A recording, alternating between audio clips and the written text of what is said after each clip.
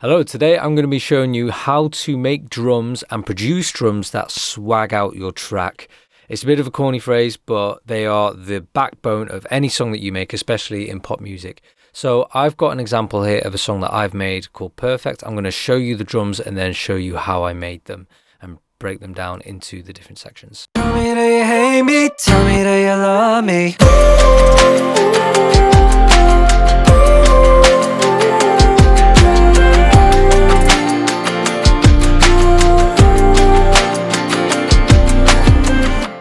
So there they are, nice and simple, but they've got a really strong groove. And I think that's the general theme to anything that I do when producing music, is keep things simple. So here are the drums isolated.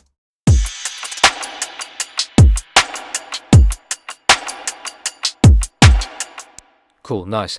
So you can see I've broken it down into 5 different sections. I've got my kick at the top, I've got my snare, I've got my hats, I've got my top percussion, and then I've got my effects here.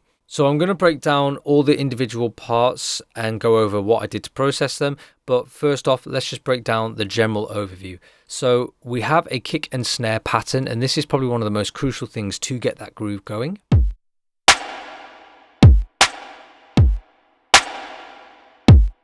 This is the very basic part of the drum beat. This is the thing that's going to make people feel something and give the general vibe of the track. And if you move these around, you'll get different sounds. If I decide to go double time with this, for example, and speed it up, you'll get something like this. Right? There's a different vibe to that. So I wanted the halftime vibe, that hip hop style, and so that's what I did. The thing that then gives the groove to the drums are your top percussion, your top kit. So this is hats and then top percussion, as you can see there. So the hats here are doing 16th notes.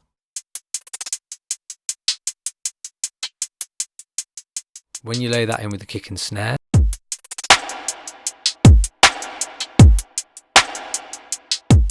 the 16th pattern is giving the drums that pace, which is what's making it feel like it's moving, even though the kick and snare are going at a half time.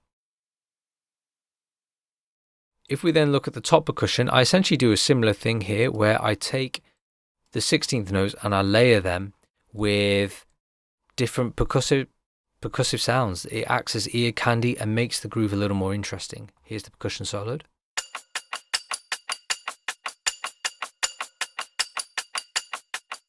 And I like to have a little bit more fun here, which I'll go over later. But you can see that when I lay that with the hat,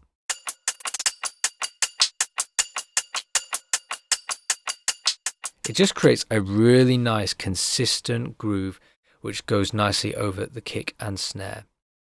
We then finish off finally with the effects. So in this case, we have a crash, which leads everything in. And then towards the end, we just have this riser. Nice and simple. So let's break down every individual part and show you what's going on inside. My kick here, typically when I'm making my kicks and snares, I like to layer them. This is a sound design technique. It makes it a little bit more unique to you. So you can see I've layered up 2 sounds. I've got my kick Beefy Boy, which is from a pack that I've made, and that sounds like this. And then I have a second layer, which is this top clipping sound. It's like a click. Okay, it's just giving a little bit more high end and a little bit more noise to the overall kick. So when you put them together, it's really subtle, but really, really nice. I then put these into a bus here. So obviously I can close it and I then just see the one sort of region. But if you have a look here, here's the processing that I've got going on them. So I've got 4 plugins here. I've got an SSL, EQ and compressor. This is doing some basic EQ compression. I then have Knock by Decap, which is just a very great and easy way to get a super awesome sound. I've got Tape by Baby Audio, and I've got an equalizer from Neutron. Let me take all these plugins off and then show you how it sounds on its own. Before, after. So it's subtle, but that's all I wanted it to be. Just tightens everything up a little bit. So if you have a look at what the EQ and compressor is doing here, this is the SSL. I am keeping the EQ pretty much the same, and I'm just adding in some compression here. You see? it's just getting rid of about -6. So it's nice, it's tight. I don't have a fast attack on it. I don't have the peak setting. So it's just keeping it nice controlled. A relatively fast release as well. With knock, this is adding a bit of sub. I felt like it was lacking a bit of bottom end. So I added this in. And then I added in a little bit of vintage high air. And then a little bit of the clipping here. And the clipping is what takes off the peak. I then added some additional saturation here with the tape plugin from Baby Audio. We're at about 6.7 dB of drive. I've increased the glue, so it's going to glue everything and glue both of the sounds together a little bit more, and then obviously affected the shape, which will affect the tonality of the kick. So that sounds pretty cool. That's doing a lot of work as well. And then just to control the bottom end, I've just got a dynamic EQ, which basically ducks down the real low end. The reason for that is because when I was checking my kick and bass relationship, there was a little bit of inconsistencies in the sub frequencies, but I didn't want to change the volume of the kick. I really liked where it was at, so I just affected the sub part here. Moving on to the snare. I've got 2 snares here again. I always like to do 2 as a minimum. I've got this cracking snare, and then I've got this top knot snare. So the frequency ranges these are covering. The snare that cracks here, this has a lot of that mid-range, right? It's a bit deeper in sound, and then the top knot is a lot higher. It's a bit more like a piccolo snare. So when you layer them together, you get a really nice full snare sound. The processing I've done for this, I've done my usual EQ and compression. With this one, actually, I've done no EQ here. And again, I think I've just added some compression. Yeah, again, about -6. I do that just to initially control and tame the sound and basically glue them together. That's what it's for. I really wanted a Verbi snare, so I added some Valhalla. This is sitting at 5% at 2 seconds, so a really small amount. Even though it sounds like a lot, it's still a small amount. And what is making it sound like a lot is probably this plugin here. It's the tape audio plugin, as you saw from the kick, from Baby Audio. And yeah, the drive here is, again, I'm pushing it to 10.7. I've increased the wear a little bit. This is going to dull the sound down a bit. Taken away and just shaped a little bit of the low end, and kept the high shape relatively the same. If I take this off, back on, you see how it just kind of brings everything up in volume. And that's the drive there. It's kind of taming the peaks and bringing the entire volume up. So it makes it really consistent. Breaking down into the hi-hat here, I have, again, 2 layers. I've got one hi-hat, which is doing very basic 16th notes. But if you take a look at my MIDI here, you can see that every now and then I like to throw in a high one and a low one. Just makes things a little more interesting. And then we add a little roll just here. And we also add an additional roll and some additional hi-hat extras on a second hat track here. And this one I'm going a bit more crazy with the pitching. Like that. And that sounds really, really nice. And this second hat here, I've actually applied a Haas plugin. Haas is where you delay the left and right signal a little bit to create stereo width. And I wanted this hat to be wide.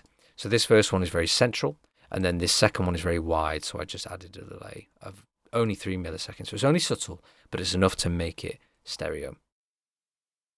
On the actual hi-hat track, if I have a quick look here, I just have a simple case of RC20, and all I've done is distorted it with the tube air about 50%, and then just changed the tone of it to plus 5.4 on this kind of smiley, frowny curve EQ. So if I take this off, this is what the hats sound like with it on. So again, it just dulls the sound down. It takes away some of the brightness and the shimmer. I didn't want things to be too bright because I had a lot of other things that I wanted to be bright. For example, my vocal in this song. And I didn't want to get too much in the way of some of the percussion here, which I shall show you now. So I have 3 layers here. I like to use Foley sounds for my percussion. So the first 2 Foley sounds that I used are this kind of switch sample that I found. It's like you're flicking a switch up and down. And I just chopped it up and just sort of aligned it. You can actually see that it's not really on the grid. This one's actually very off the grid here. It kind of has a bit of a swing to it. The second layer is the metal percussion.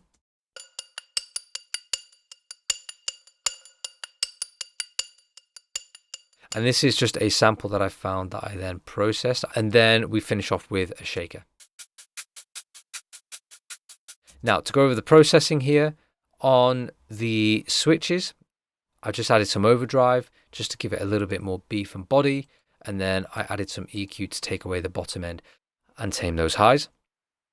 The metal percussion here, I actually added a case of Snap Heap. This is a great sound design plugin. And here I wanted to give it a lot more transient shaping. So I really knocked off the sustain, added some distortion to take away some of the peaks and dynamics. So that's a bit more consistent.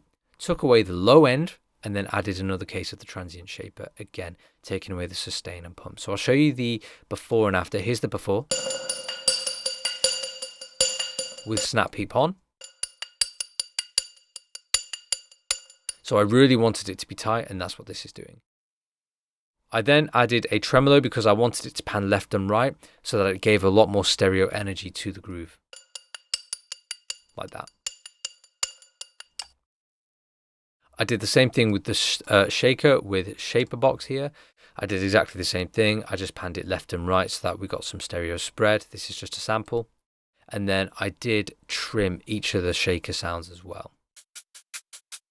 So if I take off Shaper Box,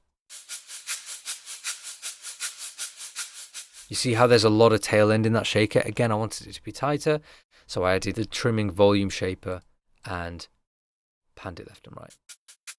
Much tighter, much more fitting for the groove I'm going for.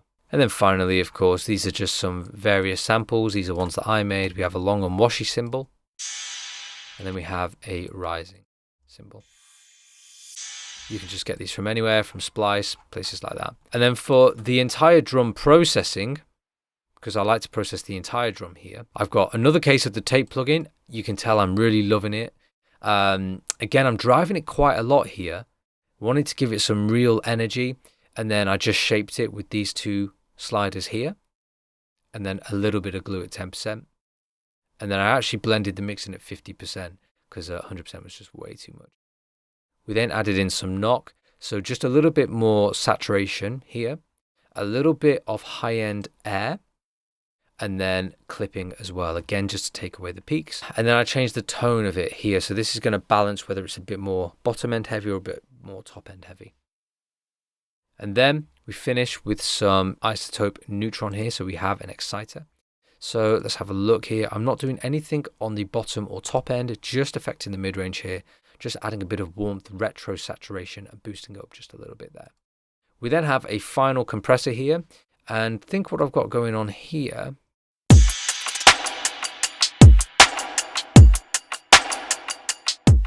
Yeah, so I'm just affecting each of the frequencies differently. The bottom end here, I've got a relatively fast attack and a slow release. This is just to smooth the sub out so that it's not all over the show when you're listening through headphones. I'm then just controlling and giving a little bit more dynamic energy to the mid-range with a semi-fast attack and a semi-fast release here. And then the top end here, I'm really taming those high sort of sibilant sounds from the cymbals and stuff with a very fast attack and a pretty fast release here. But again, the ratio is pretty small, only at 2 there. So nice and easy. And so if I take away all this processing, this is how the drums sound without that drum processing. And now with. Just sounds way thicker, got way more energy. And that is how I like to process my drums to make them swag. Hope you found this video useful. If you want to see more stuff like this, subscribe and I'll see you in the next one.